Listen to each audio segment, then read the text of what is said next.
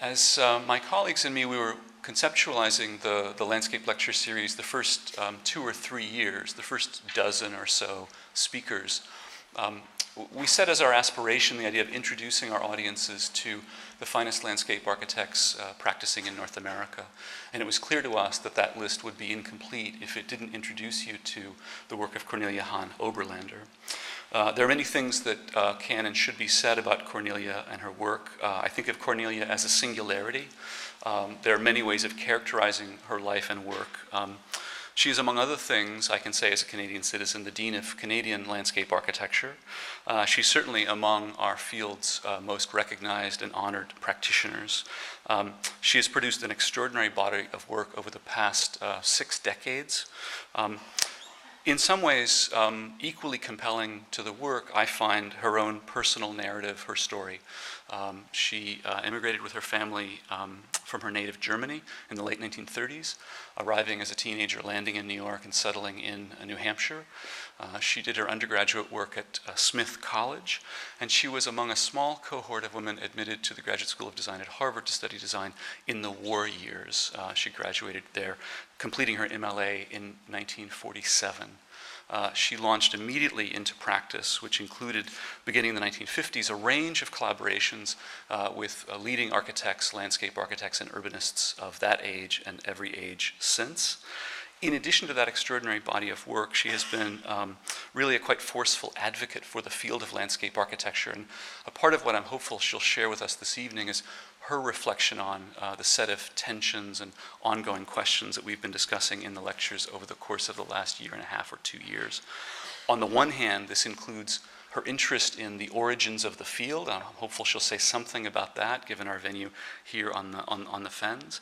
And at the same moment, an interest in natural ecology, sustainability, and the role of landscape architecture in repairing the world that we live in. And at the same moment, being absolutely of our time, being contemporary, being engaged in design culture, and being engaged in the city and the role of landscape architecture in city building. She has been absolutely tireless as a public figure and advocate for the natural, but also for landscape architecture. And her recent work continues to garner extraordinary attention. Just this month's issue of Landscape Architecture magazine features her work, for example.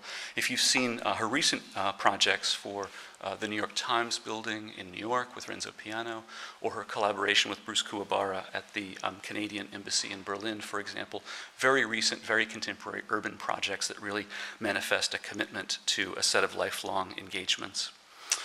Among other things that we should say by way of introduction, Cornelia is a fellow of both the Canadian and the American Societies of Landscape Architecture. She has received, I think it's true to say, essentially every award and honor given in our field to an individual.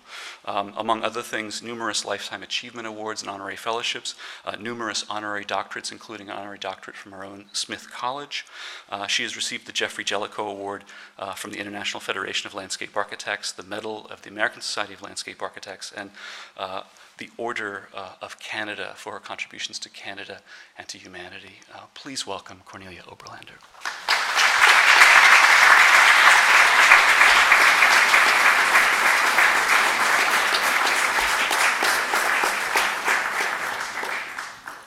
Thank you, Charles, for the nice introduction.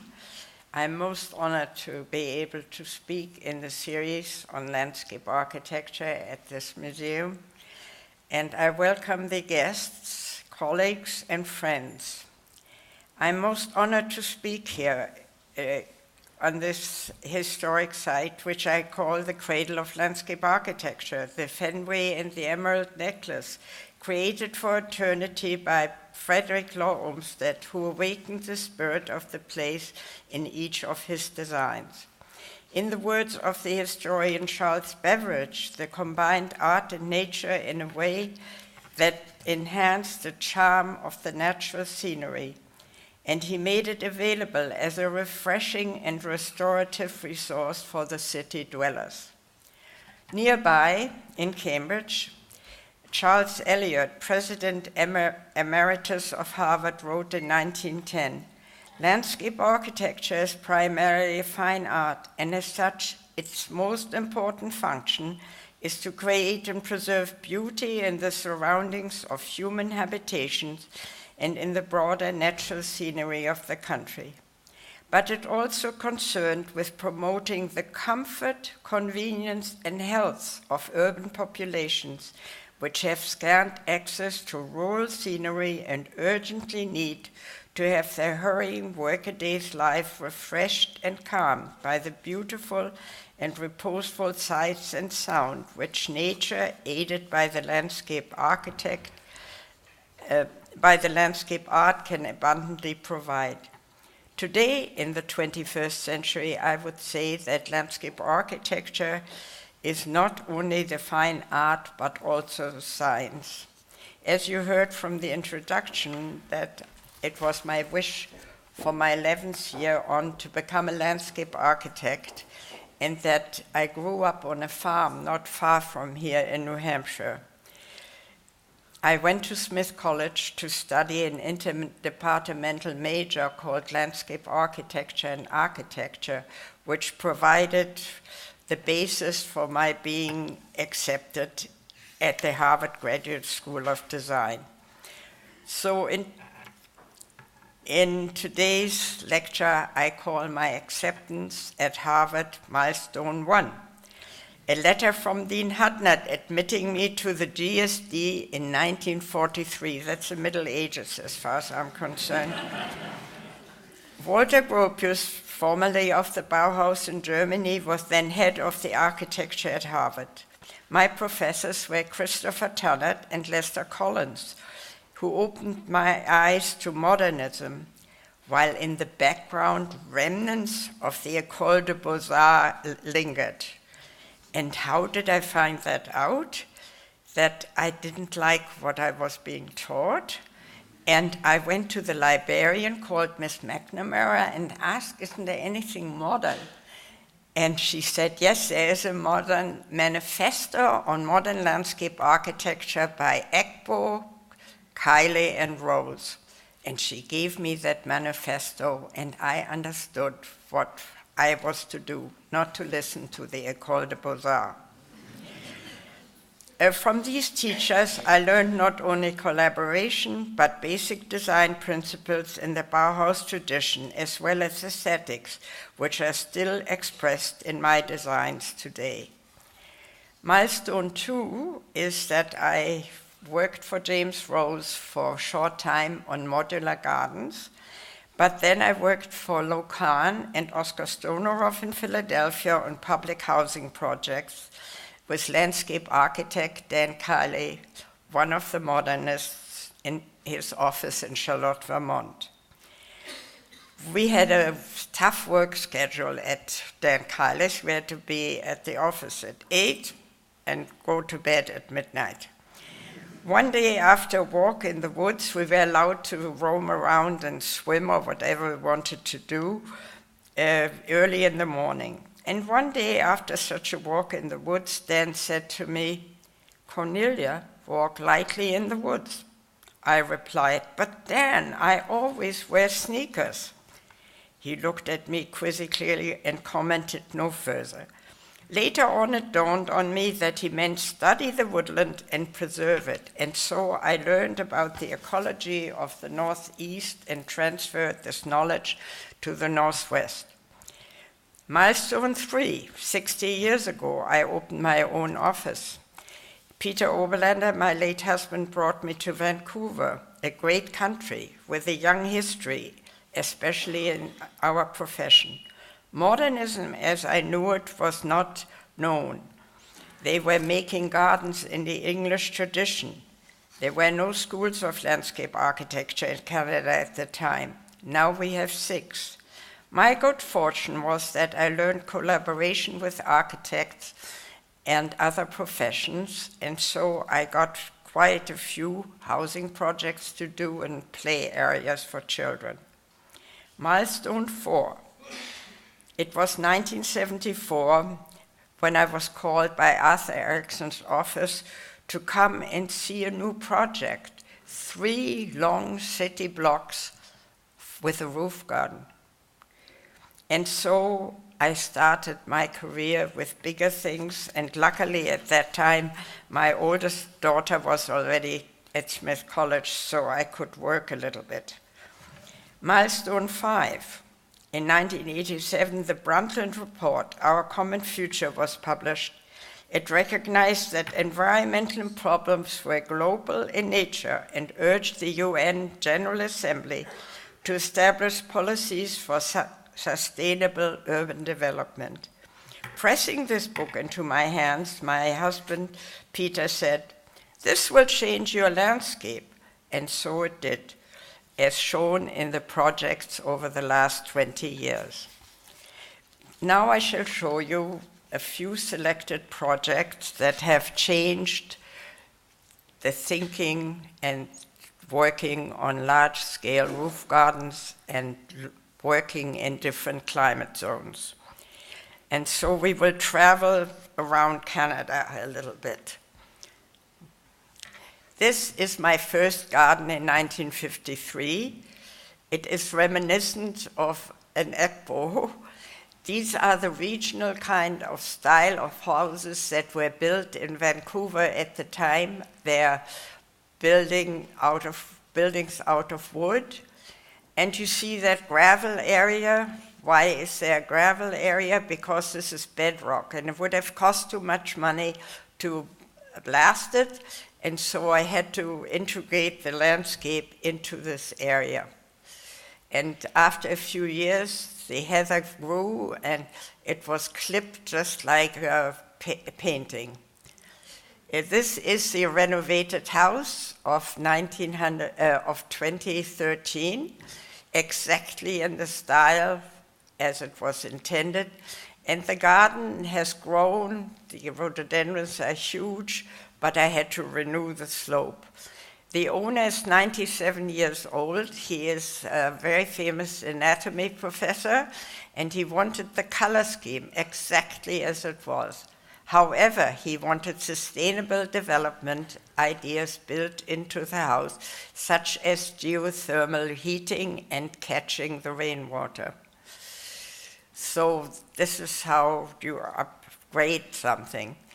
I don't do houses and gardens too often because you become a psychiatrist when you are finished.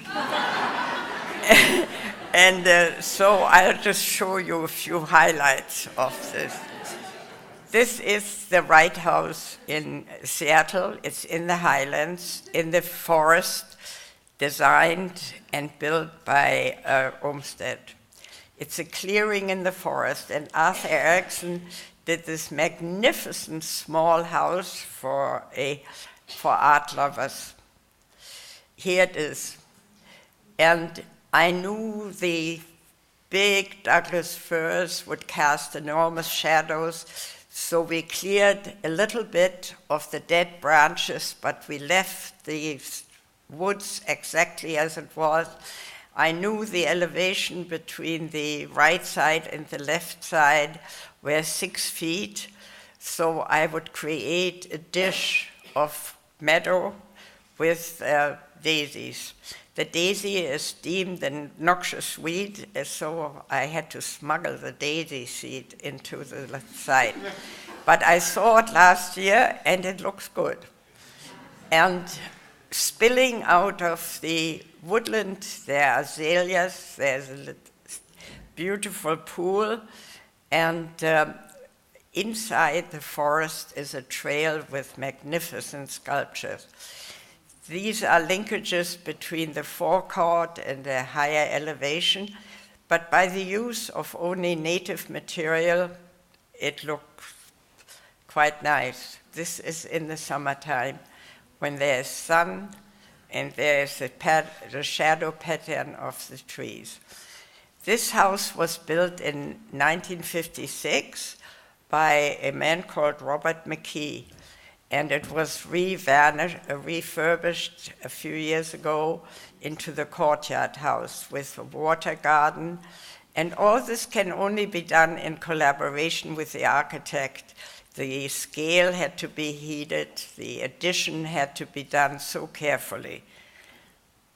And this is what it looks like. It's just sloping grass.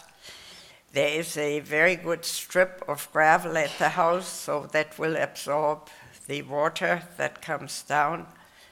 And there is a courtyard with a magnificent maple tree. And again, in the other side of the house is a strip of oat grass with a gravel strip to catch the rain. And this is a view to the mountains, and that's the garden. Simple as anything, low maintenance, and you just have the rhododendrons on the side and get a little bit of color here and there.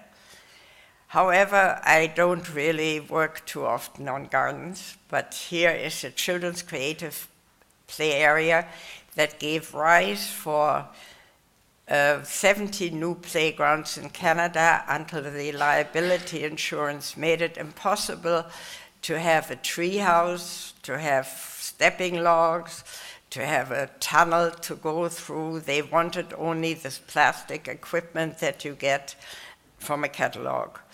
And so right now I'm working with the Children's Hospital in Vancouver, because a professor there discovered that children who can't take risks don't develop well.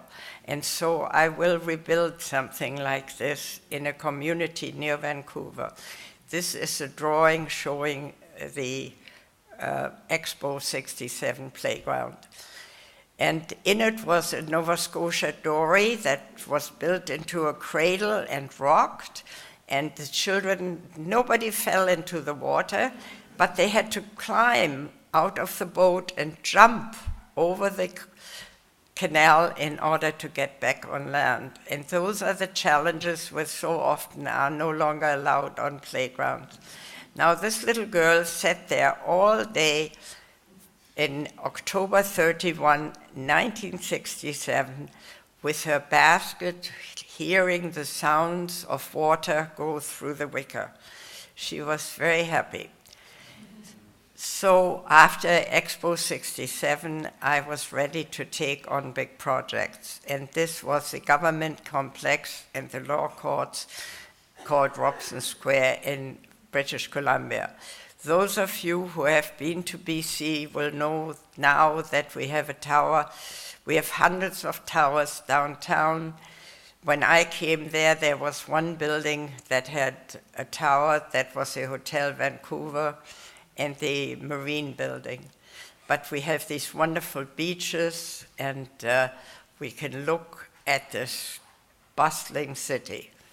Here is the Hotel Vancouver with the green copper roof, and there are all the new buildings. One of them is called the Shangri-La Hotel, which is magnificent.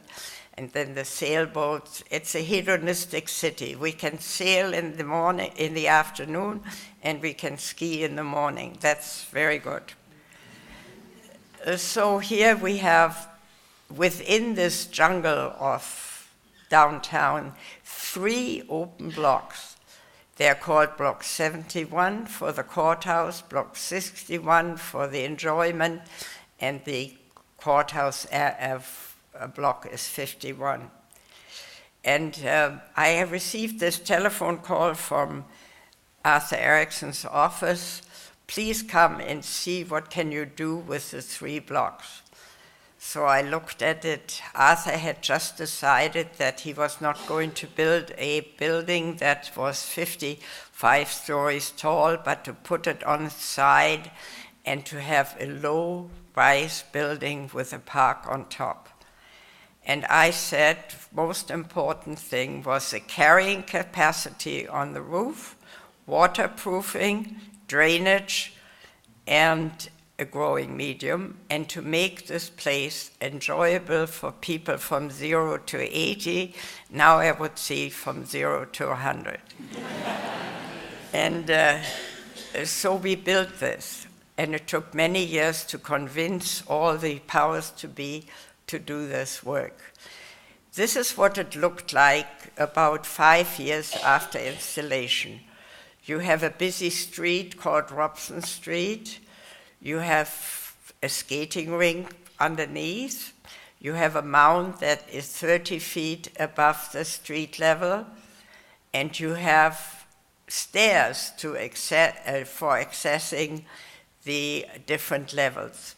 Now the stairs have a zigzag path in them, and how this came about is that in the office we were 90 people and we could tour around and talk to anybody, and Alberto shows me the stairs. I said, how do handicapped people get up there?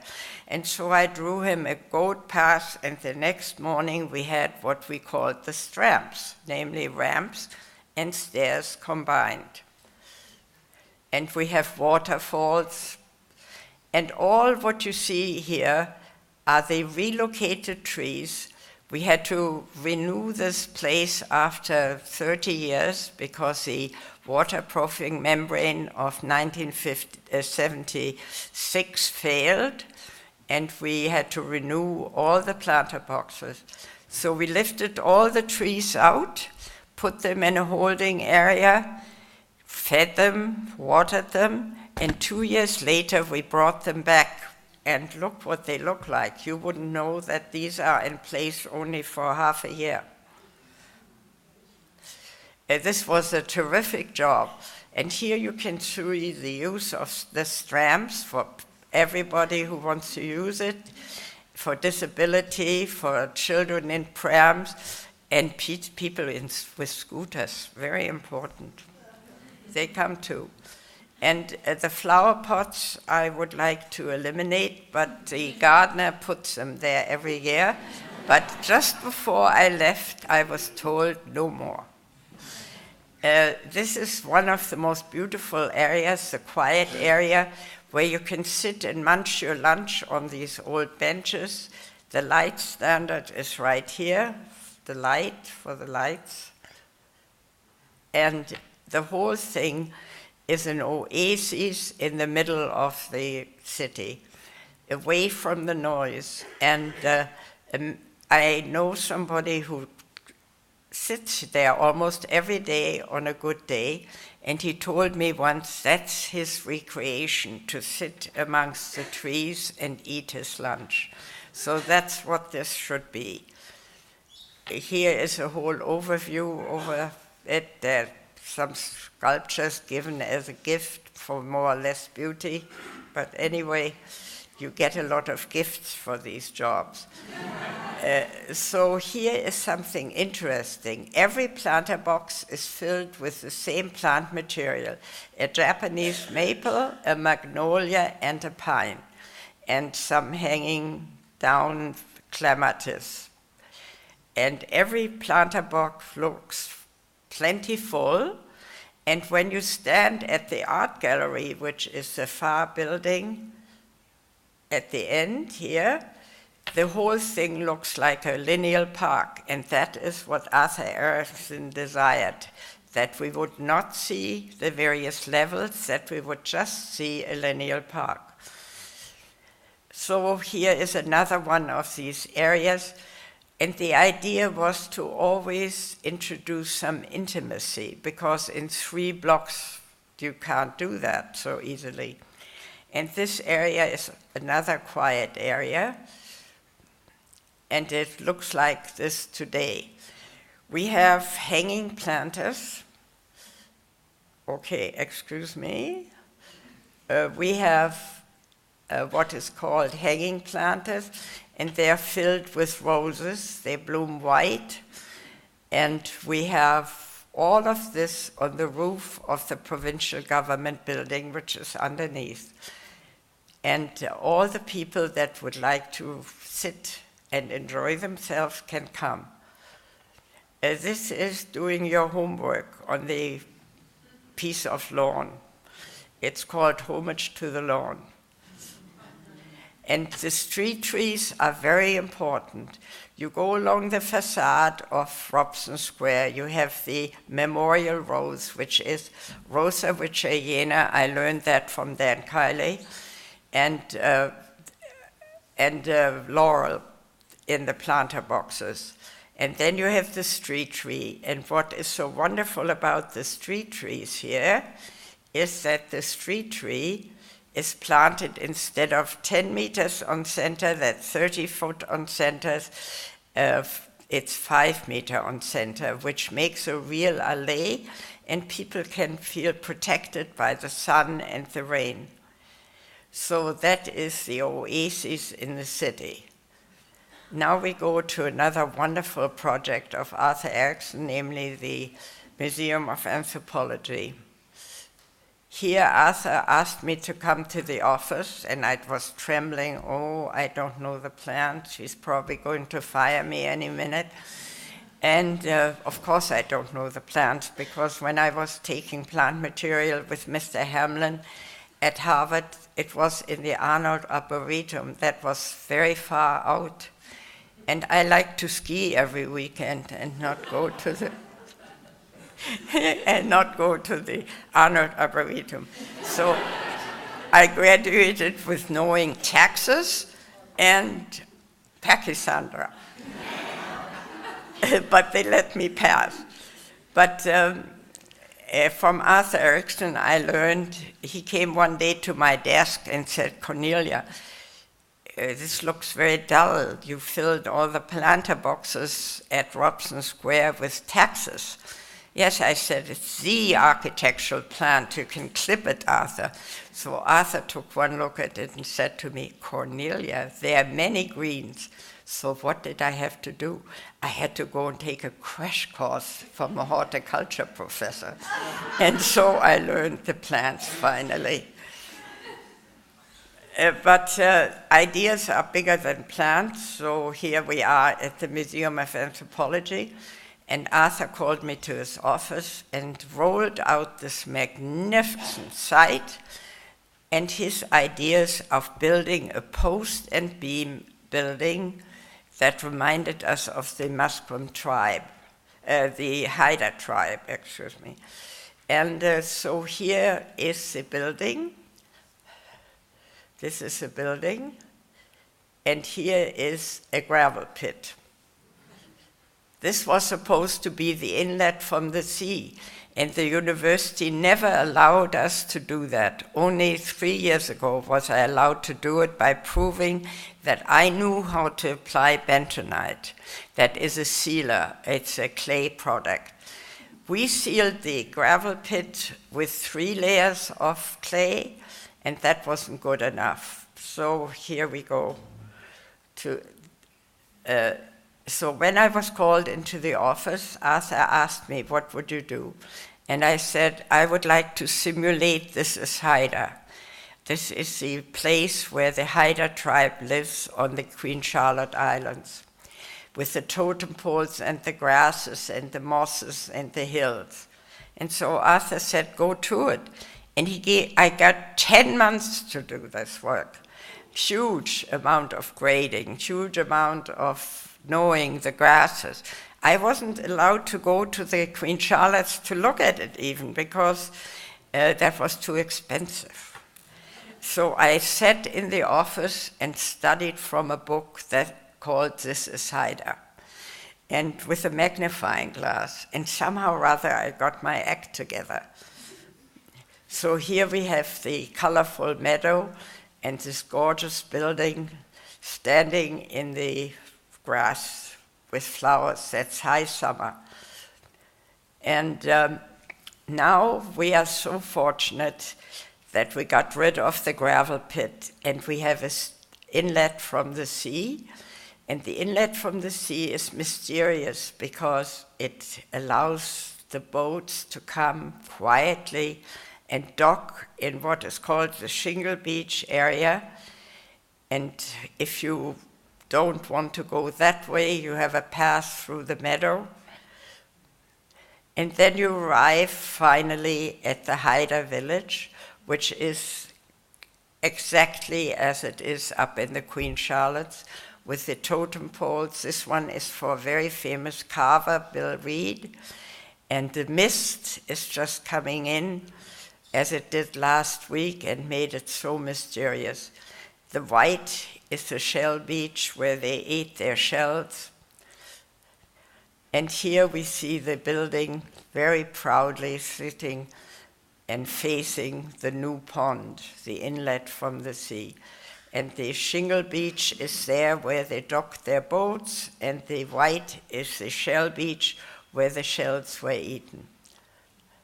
And at night, it's mysterious. The building is lit. the moon is out. It's a fantastic sight. And here is a forest surrounding it, and the forest is underplanted with native plants, but there is a discrepancy in opinion, as one has on jobs, because the Haida tribe would like their plants shown, and the Musqueam tribe does not want to have the Haida plants, so they are not labeled, but they're all in the woods, and people can learn about what plants the various tribes used in their lifestyle. Now we'll travel to Ottawa, Ontario, where Moshe Safdie built the beautiful National Gallery. And again here, I was asked right away to come onto the team to work with them, Moshe Safdie's architect. And that is I never take a job when the architect has already developed an idea. I only like to come and collaborate from the very beginning. And that set a precedent in Canada that is collaboration with other professionals. This is what was the inspiration for the National Gallery of Canada, a painting by A.Y. Jackson. I'm sure many of you have heard about the Group of Seven, the Canadian painters who went up the North in 1925 to show us what the North looked like, what the Canadian Shield looked like, what the rocks looked like, and how the plants were nestled amongst the rocks. Well, this is A.Y. Jackson's Terre Sauvage, which inspired me to do the work. And here I have plenty of rocks on the site from the National Gallery.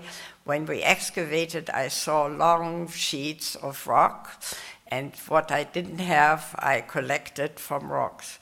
And this is the Steger Garden, right in front of the art gallery. Here it is. These pines are stunted pines, which I got from some nursery in Hope, Ontario. The man was clearing a field, and I took all the stunted pines for $40 a piece, which helped no end to pad the budget. Because when you work for the prima donnas, your budget gets smaller. You have $600,000 for a good job, and you are jubilant about it. And all of a sudden it vanishes, and it's half, because the architect wanted different door knobs. So I have to live with these people. However, I was able for this garden to have $24,000 of bulldozer time, which I got myself from the contractor. And so I could clean the rocks, I could layer the rocks. I was able to nestle my plant material amongst the rocks, because this bulldozer operator was, for $24,000, very patient. And so I hopped around for days doing this work to accommodate the planting of the Steger Garden. And this is what it looks like today. And you really think you're way up north, but you don't have the Banksiana pine, because the people in Ottawa at the National Capital Commission didn't think they would grow there, and I had to take Austrian pines. But I was luckily enough to get crooked things.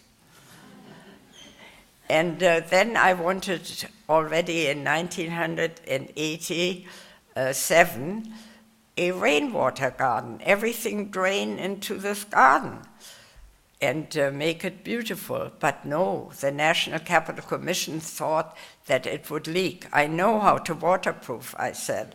No, it would leak. So I simulated it with blue flag iris, and it looks as if it's a rainwater garden. The National Gallery of Canada features minimalist paintings, and from the gallery of the minimalist paintings, you look into a courtyard called the Minimalist Crabapple Courtyard. There are 12 apples placed very carefully on a gravelly surface. And interior is a garden for meditation before you go to see the galleries, and a chapel, and very pristinely planted. And I am still today, if I don't like the planting, I can still say it looks not good. But this is white and green, that's pretty good. And then there is an op art gallery, and people can ascend this path. It's called the op art path, through to a sculpture garden that we have today developed very slowly. Right up here at the end is a Roxy Payne sculpture to denote the first sculpture in the garden. As I told you, in 1987, the Brundtland Report was published, and my husband said, that'll change your landscape. And soon after that, I got the commission with 3 other women to do the C.K. Choi Institute of Asian Research. This is built on this parking lot. This is called limiting footprint. You don't go all over the site. You just stay at the parking lot. You don't go into the woodland. And the Douglas firs are now over 100 years old. And all we did is we identified them, we limbed them of the dead material in order to allow more light to come through, but we kept all the trees. And this is preservation of the Asian precinct, which goes with this building. This is the site plan. The West Mall is a busy thoroughfare. The street trees are ginkgo trees. Alongside, number 1 is a gray water trench. Then I have a stone garden there and the fern garden in the existing forest. Opposite the building, a building was being taken down, and we used the timber, whatever was strong enough, to build this new building. Recycle, reused. Here we get the crane to take something off, and this is the building. The wavy roof is because we always hope for solar collectors, but in British Columbia this is not yet so good. This is the street side with the ginkgo trees. The brick is recycled brick.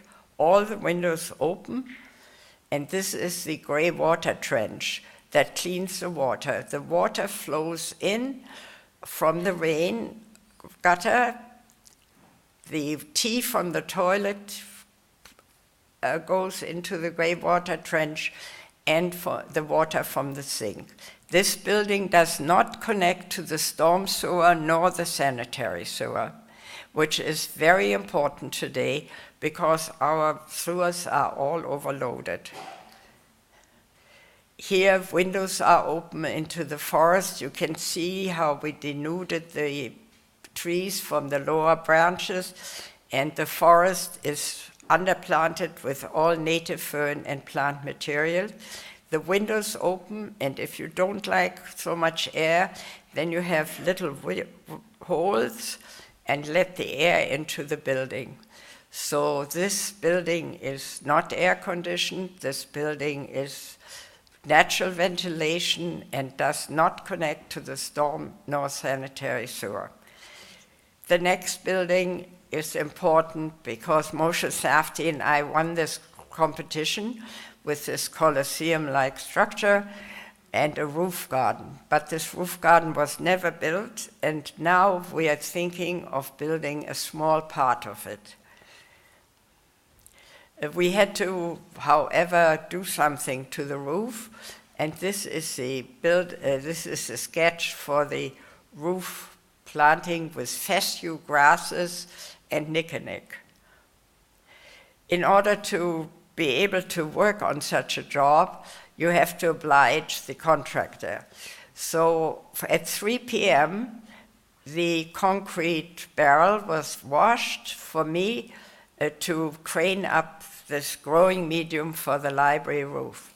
that lasted 1 month. So I would have to come down there at 3 p.m. and leave at 11 p.m. to see that nobody cheated with my growing medium. So here is my growing medium all in place, and the plugs of the fescues have just arrived, and we are planting it because Moshe Safdie wanted it ready for May 25th opening. That's the night before.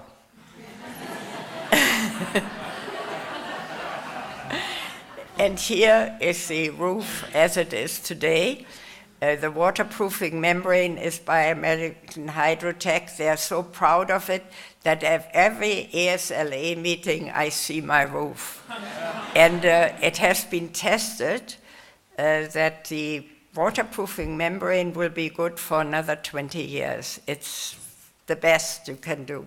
I only work with American Hydrotech on waterproofing if I can help it. But you are not always in charge. I have in 14 inches of growing medium here, Asia Sangokako, Japanese maple growing. They are now 20 feet tall. The Department of Public Works is very skeptical about roof gardens. So they came and said they have to monitor how much water goes into the storm sewer. It is only 28% after a rainfall. And in all our cities, the storm sewers are being constantly renewed. So if we would have a lot of green roofs, we wouldn't have that trouble. And Washington, D.C. has worked on that too. And I think they didn't need another sewage plant because of green roofs. So here we are visiting the green roof. It's inaccessible right now, but this is what it looks like today. And Arthur Erickson, who visited it quite often, said, the grasses look as if the tugboats have just gone through the waves. So now, how do you convert a garden of that kind to a useful garden for the people in the library? So I thought long and hard, go to Pompeii.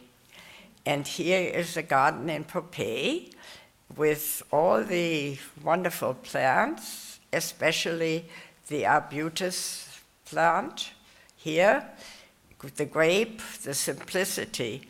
And so I designed a new roof garden for part of this big roof garden with a access to the roof from the elevators, and rose beds and lavandula, and the hedges that make the niches for reading are made out of Arbutus unido, and the trees are the existing sangokakus, and here you have a magnolia tree to do homage to the Far East. And now we will go to a small park called Jim Everett Park. We need these kind of parks in our cities. It's a field that was always wet. I was able to drain it by excavating for an oval and by making a new mound and a wetland. And this is in a very busy area near the University of British Columbia. I used the old trees, and this is zero carbon. Whatever I took out did my mound. Whatever I took out made the hills. And the wetland, it does not connect to the storm sewer. And to get permission to do that took many months. And here everybody comes, sits on the railing, or watches games with the children, and they have no playground equipment except sticks and stones and a hill to climb, or hanging from a tree. They are allowed to do anything. These are butterfly gardens for the summer. And here is a wetland. When it rains, it filled up, and then the water goes away, and the children can see their faces. That is a very busy park today. And in the winter, they come with cardboard, and they slide down the hills or whatever they want to do. Now we travel far north to the Legislative Assembly building, which is just below the Arctic Circle. And afterwards, we go to Inuvik, which is above the Arctic Circle. This was a peat bog, and whenever I worked there, the project manager would bark at me and say, "Cornelia, restore the peat bog." Well, I know how to, that peat bogs can't be restored. That's fictitious. I read lots of stuff on it. I did all the research possible. So here we have the peat bog empty. Today it's crowded. Here we're selecting the site for the new Legislative Assembly building. The architect is standing in the middle. I'm sitting there with my notepad and listening. And here a road was being built, and we started to mend the peat bog with wads of material that we scooped up from the road building exercise. And here I come with a collector of seeds because there's no nursery up there. And we collected the rose hips, we collected the niconic and other material. And this is a fictitious little story. We go to Yellowknife, we collect, we fly to Vancouver to a propagation facility, and some years later we bring all the plants back for what is called invisible mending. There are no planting beds there. I just tuck these I tuck the plants into the area where the building scars were. Here is a rose bed just amongst the rocks. And here the building stands proudly at the lake of the Loom. And the grasses are grown, and we did not harm the site. This is in the winter when it's cold, it's beautiful there.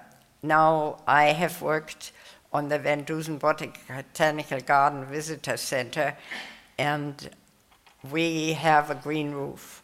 And that green roof is of utmost importance because it has solar collectors on it for heating the water in the building and so forth. So how are we going to shape this green roof? And my associate in the architect's office and I rummaged through Bloesfeld 1928 photographs of plants and came up with an orchid leaf. However, as it developed later, we wanted the orchid leaf to be more of our ecology, and so it's a Habenaria menziesi discovered by Archibald Menzies as he came up the coast to British Columbia. This is a green roof, and it looks exactly like the orchid leaf. Here is plant communities, lots of studies. How are we going to surround this new visitor center with plants? And here we go over a beautiful bridge, all recycled timber. And whatever we did, you cannot see that this was planted about 6 months before we took the picture. And this is a green roof today. The green roof is planted with an EnviroTurf, which does not grow more than 4 inches. It's composed out of fescues. And interplanted are nodding onions and camas and fritillarias for various times of the year. The roof, unfortunately, is inaccessible, but I'm hoping for a zip line over the roof. Underneath this new visitor center and building are all the important features of cisterns, processing the black water, the filter tanks, etc. We are catching every raindrop what we could possibly think of, and the building does not answer LEED, but answers to the Living Building Challenge, which is a much higher rating than LEED or sites. So we studied the ecosystems, and here's a rainwater garden that gets the rainwater from the roof. It's dry right now, but it'll be very wet in the winter. The construction crew, more or less competent. And now comes the New York Times building in New York. which I executed with Hank White, who sits somewhere in the audience because he always has to come and listen to what Cornelia has to say. And this was done by studying the microclimate in a 70-foot by 70-foot courtyard, and together with the microclimate people from Guelph University and Dalhousie. And we found out that we could only have the birch trees in one corner. Here is the corner in the winter with hillocks. And Hank found these fantastic birches that were 40 feet tall because the photosynthesis only took place in the highest branches. So they had to be very tall. And this is what it looks like in the summer or the spring with the path through it. And it's a reposeful site. And now we travel even further to the Eastvik School in Inuvik. The Eastvik School is at the mouth of the Mackenzie River. This is what it looks like when you fly over it. Lots of lakes, lots of pingos, little mounds, and lots of water. This is the town of Inuvik, founded in 1963 only, and it needed a new school. And this new school sits on a site that had been used for a baseball field, and therefore we did not have to go through a forest where I sank into the permafrost that was melting at such a rate that I had to be pulled out. This is the plant list, and we had to create a shelter belt because the winds in Inuvik shifted. And here you see the middle part is for the community. This is the school for the little children, and this is the school for the big children down here. Whoopsie-daisy, here. So the kids have play courts, they have all the things that you dream about, and they have a shelter belt. And the shelter belt was composed out of material that is from the boreal forest. And why did we have to have a shelter belt? Because the snowdrifts were so enormous that we had to prevent the snow drifting. And microclimatic analysis was done. And in order to design a shelter belt of trees, well, you could have it in rows, but I decided it had to look a little bit like a Buckminster Fuller affair, and the winds wouldn't go through because it became irregular. I would only have a tree when the lines crossed. And here we're digging for the shelter belt, a birch tree, and this was transplanted 2 years after we made the first attempt. The underplanting is with the edible plants, which the children have to learn to cook with. They have to learn to find them in the boreal forest, because a pound of tomato costs $9, a pound of oranges costs $20, and they have to learn to eat the fruits from the field. There is the there's a blueberry, the cranberry, and the partridge berry, and the black currant. Here, how do we get the plants up there? There's no nursery. So again, with a plant collector, we collected the seeds. But now in Vancouver, we have much better facilities than we had in 1994 for the Northwest Territory. We have this nursery called Nat's Nursery that freezes the seeds. And when they sprout a little bit, they plant them. So after 6 months, a Nick plant looks like that. It's a plug. But when I took it up there, it was in a 6-inch pot that we transplanted. And here it arrived, all the plants arrived, 4,441 plants, arrived on the Denstar Highway and were transported across the river on a boat, a ferry boat, And here we unload the plants that were created, and we worked very hard to do that. And this is the layout. We did the shelter belt, and here's the school. The middle section is for the community, and then there is the children's, and it's clad in metal, and here we are planting. This is the crew, and here, 6 weeks after we planted, the land knitted with all the plants. It looked just like the boreal forest. And that's because we had so much daylight. This is the seeding of this whole area. This is 48 hours after we seeded it with native grasses. And here's the school in the winter. And in the high summer, we needed the shades because it's blinding. And here the summer, all the children enjoyed summer school, and you can read about all this in LAM, which is written up by Anne Raver, the landscape architecture magazine. And here's my friend. She goes her own way. She doesn't need anything else. And so in conclusion, very quickly, we have a new milestone looming, climate change. And we have to address that in all our design. I keep dreaming of green cities with green buildings, and we have to do that globally.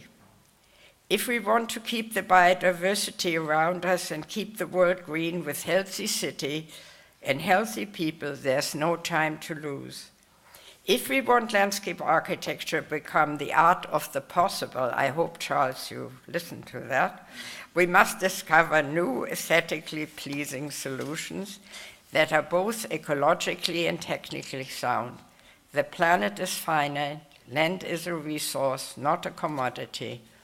We must limit our footprints on each side while revealing a new dimension and respecting nature. Advocates for both the built and natural environments will need to collaborate to meet these current and future challenges, addressing social and health needs of our urban population. Climate change is upon us. The climate panel just mentioned last month said warming of the climate system has never been so great. Over the last 2 decades, the Greenland and Arctic ice sheets have been losing mass. Glaciers have continued to shrink. The rate of the sea level rise since the mid-19th century has been larger than the mean rate during previous 2 millenniums. And we got to address that around Battery Park in New York, around Vancouver, and everywhere else. We cannot just build little walls and say there's 1-foot wall that'll prevent it. No. Evidence for climate change in the Arctic includes increased temperatures, diminished sea ice. The bear came to town of Churchill because he didn't have any place to fish. Degraded permafrost, enlarged melt area on Greenland, increased water vapor, decreased snow extent, increasing number of forest fires, increased river discharge. We couldn't drink last summer the water from the Mackenzie River through a filtration plant because there was a terrible erosion and the river was just like mud. It's called Arctic amplification, what is happening. And today, more than ever, the landscape architecture should be the leading edge profession. We are concerned with the bigger picture of our built and natural environments. We have learned from E.O. Wilson that the longing for nature is built into our gene, and we must satisfy the people in the cities. Children in urban areas often suffer from nature deficiency disorder.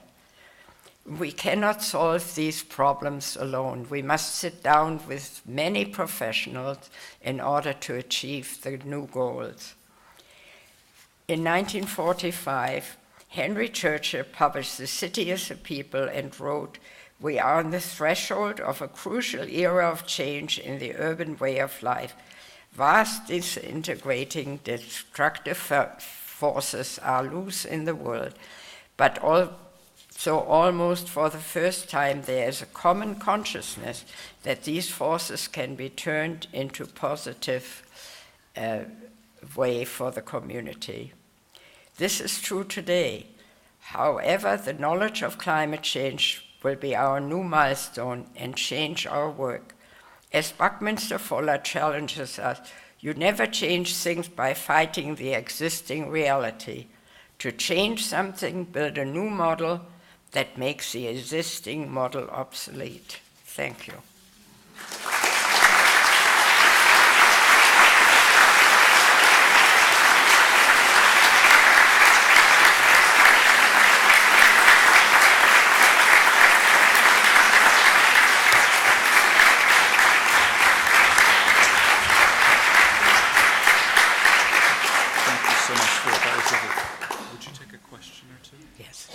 Maybe you have a question or two.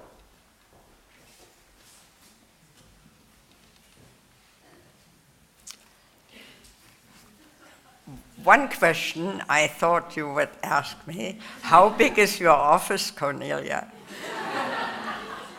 It's me and one person. And the person isn't always there. Right now, when I need CAD drawings, I have somebody who helps me with that. And if I need more work, then I have another person. But otherwise, all what you've seen is thought out by myself, and of course brought to reality with the collaboration of these wonderful architects that I've been able to work with.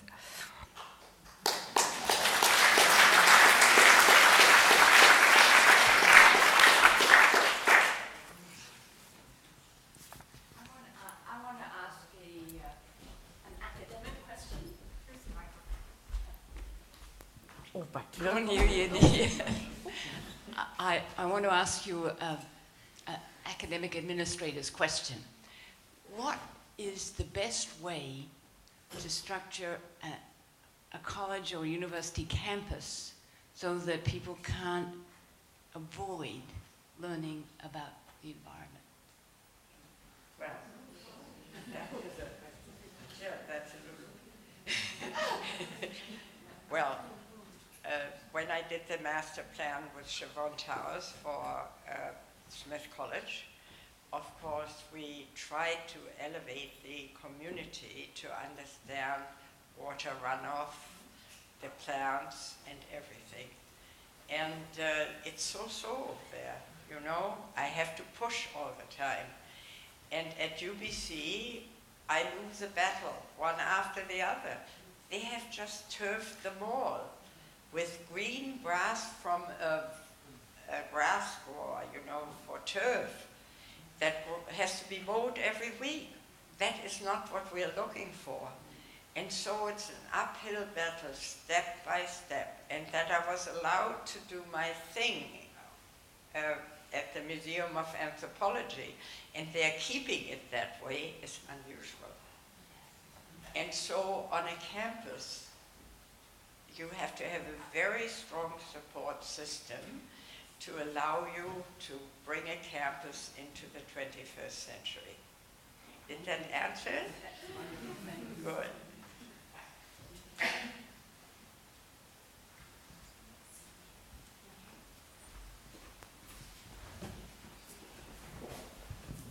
Can you tell us more about what it was like guiding the bulldozer?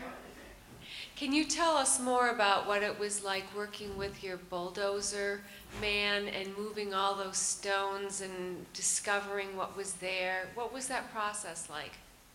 Fantastic. I had a wonderful meeting.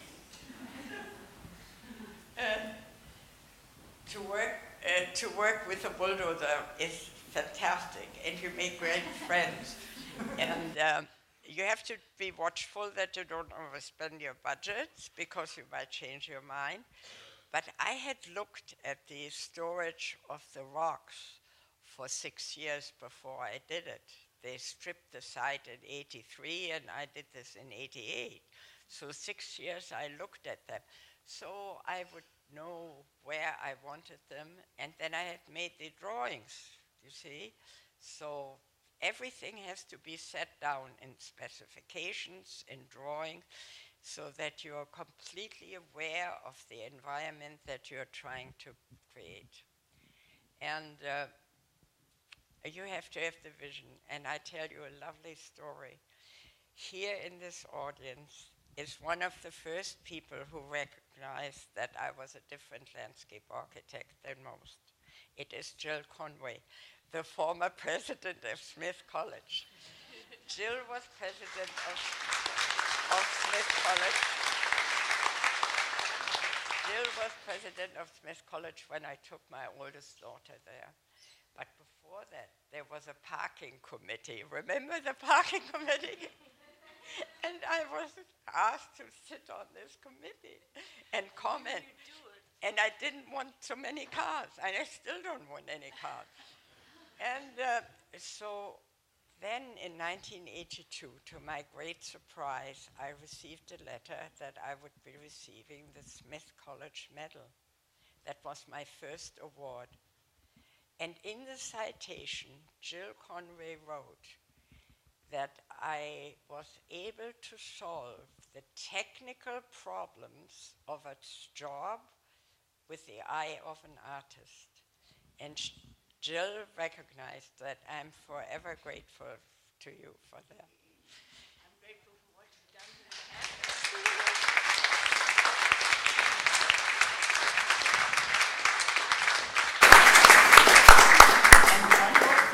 History. Here in this audience are sitting Charles Max and Nilgon Wyszynski. I started my life at Harvard, not in digs as I wished, because my mother didn't think that was suitable.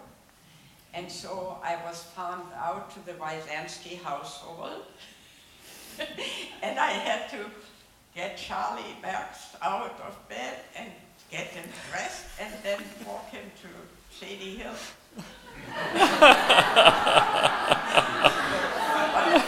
but Charles Wyszynski and Isabella became very wonderful friends, and they traveled with me to Smith College to receive the Smith College Medal. Remember, they came, and we had such a nice time together. And there's Charlie Max. So this is quite a nostalgic meeting for me, because my roots in Boston were very wonderful. But my husband whisked me into Vancouver, and I learned to love my hedonistic life, because I can be on the beach in the afternoon and I can ski in the morning. Well, Cornelia, thank you so much for this evening, and thanks for coming back. Yeah? Good night.